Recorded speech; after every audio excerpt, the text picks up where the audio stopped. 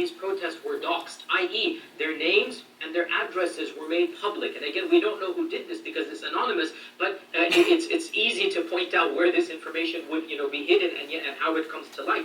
And the sad fact of the matter is that students across the country, from California all the way to Boston, those students who have gotten involved in anti-Israeli protests, not only have they been doxxed, but there have been public calls for Fortune 500 companies to not hire these people. In an infamous case in California, UCLA, law students who protested, their names were publicized and the top law firms were asked, do not hire these people, these students, because they are, anti-Semites or whatnot. This is criticism of Israel, and it is being equated to anti-Semitism. And of course, the upshot of all of this is that there is a public sentiment that translates into hate crimes. It is sad to point out the realities that multiple people have been attacked. A 6-year-old child was brutally killed. A Palestinian child was brutally killed in Chicago. 3 Palestinian Americans were shot.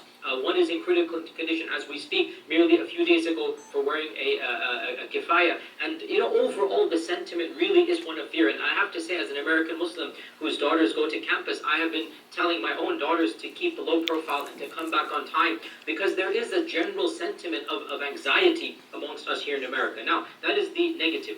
Let's look at the positive, because there's always good news as well. So many positives as well. Never before have we seen such a public sentiment in support of Palestine across college campuses, across social media, even famous actors and people online, Susan Sarandon, Mark Ruffalo, others are publicly voicing their support of the Palestinian cause. And we see a clear generational divide. Generation Z, those born from 1995 to 2015 or something, Generation Z, by and large, that generation is supportive of the realities of what is going on and is expressing its irritation, its frustration at Israeli policy against the people in Gaza. And social media and TikTok and Twitter has really helped in this regard. We also see another major positive. For the very first time, pro-Palestinian voices, and when I say pro-Palestinian, I really shouldn't even have to say pro-Palestinian. Frankly, factual voices, because facts automatically will make you sympathize with the people in Gaza. You don't need to be pro-Palestinian to understand that there is tyranny and injustice taking place against the people in Gaza. So those voices, for the very first time, are being aired and being broadcast on social media. This has never happened before. And of the positives as well, even within the White House and the State Department, there is a massive, divide between Biden and between the actual leaders and between their staffers and their workers. As you're probably aware, over 500 people in senior places have written a very harsh condemnation of the president. It's supposed to be an internal letter, but parts of it have leaked out to the media. This has never happened before, where there's a massive divide, a dissenting, if you like, wing within the upper echelons of society, of the State Department. And this is, again, a very positive news. Some people have actually resigned in protest. And the last point I'll mention, because time is limited, the last point I'll mention is that one of the greatest positives we've seen is the multiple public protests nationwide. In fact, I'm involved right now as we speak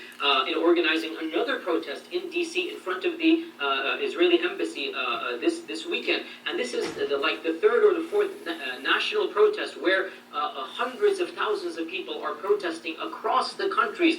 I'm in Texas, so here in Dallas, in Austin, in Houston, across the country, people are going to the streets and protesting against the genocide. We have never seen in our history such a public support. And the fact of the matter is, the other side, i.e. the pro-Israeli protests, are actually far, far smaller, both in quantity and in quality. The public sentiment, by and large, that we're seeing seems to be more pro-Palestinian than ever before. All of this having been said, let me conclude on this point, and I've been advocating this for the last 5-6 weeks, that there are two battles, or there are two wars being waged. The one is actual physical, and the one involves, actual weaponry and bloodshed and May God protect, the people that are innocent, but we're not involved in that one. There is another war taking place that is not violent. It is a war of the mind, a war of perception, a war of words. It is a war of public opinion.